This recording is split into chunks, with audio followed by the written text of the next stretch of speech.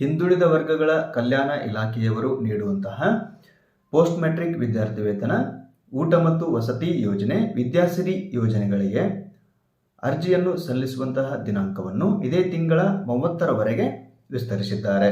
ಅಂದರೆ 30/11/2024 ಕೊನೆಯ ದಿನಾಂಕವಾಗಿದ್ದು, ಇದುವರೆಗೂ ಯಾರು ಈ ಯೋಜನೆಗಳ ಅಡಿಯಲ್ಲಿ ಅರ್ಜಿಯನ್ನು ಸಲ್ಲಿಸಿಲ್ಲವೋ ಅವರು ಈ ದಿನಾಂಕ ವಿಸ್ತರಣೆಯ ಅವಕಾಶವನ್ನು ಸದುಪಯೋಗಪಡಿಸಿಕೊಳ್ಳಿ.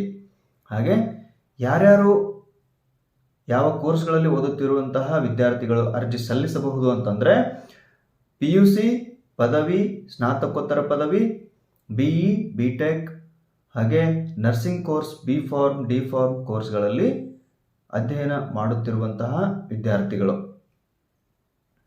ಈ ಯೋಜನೆಗಳ ಅಡಿಯಲ್ಲಿ ಅರ್ಜಿಯನ್ನು ಸಲ್ಲಿಸಬಹುದು. ಈ ವಿಡಿಯೋವನ್ನು ನಿಮ್ಮ ಸ್ನೇಹಿತರೊಂದಿಗೆ, ಅಂದರೆ ಇನ್ನೂ ಯಾರು ಈ ಅರ್ಜಿಗಳನ್ನು ಸಲ್ಲಿಸಿಲ್ಲ ಆ ಎಲ್ಲರಿಗೂ ಈ ವಿಡಿಯೋಸ್ ತಲುಪುವವರೆಗೂ ವಿಡಿಯೋವನ್ನು ಶೇರ್ ಮಾಡಿ.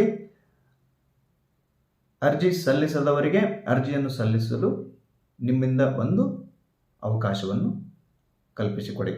ಧನ್ಯವಾದಗಳು.